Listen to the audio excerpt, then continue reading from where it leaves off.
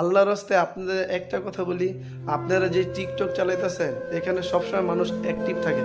এখান থেকে মানুষকে কালেমার দাওয়াত দেন, দিনের দাওয়াত দেন। লক্ষ্মী ভাই, আপনাদের আইডি থেকে শুধু কালেমার দাওয়াত দেন, আল্লাহ খায় আল্লাহ বলে, কি লাভ লাইক কমেন্ট শেয়ারের দ্বারা?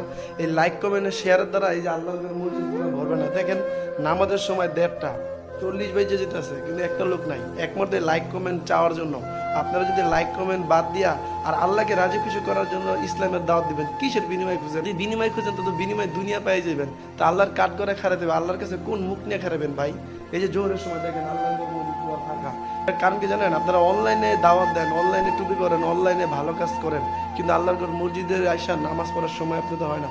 আপনারা এতই ব্যস্ততা, নামাজের সময় একটা মুসলিও পাই না। দেখেন